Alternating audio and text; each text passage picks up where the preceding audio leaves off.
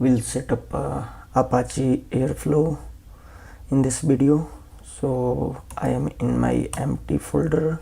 What I'll do, I'll first set up it to the my current working directory. So type airflow home pwd and then export airflow home.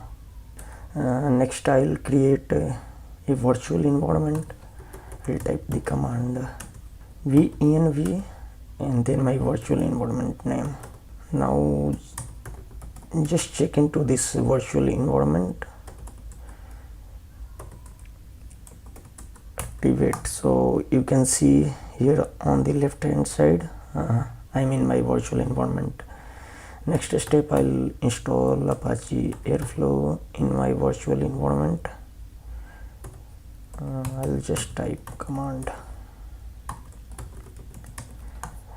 So at the moment you can see I just have a Python version installed in my virtual environment and pip I have.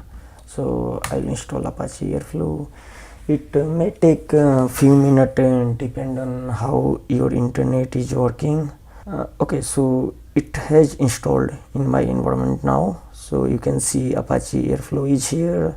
Apache Airflow come up with Airflow CLI. I'll just show you the help command. So I'll type airflow -h. It will show you the available command in Apache Airflow.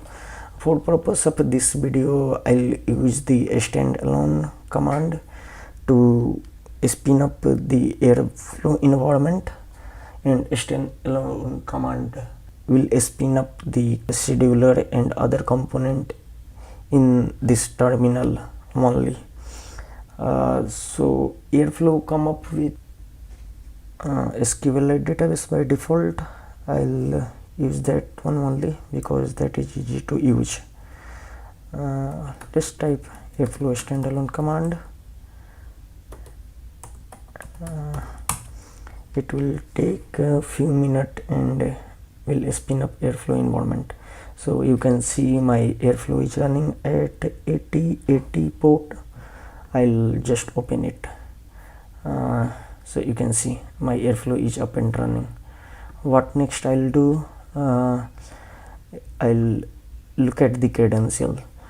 So standalone command also create one user and the corresponding credential for us.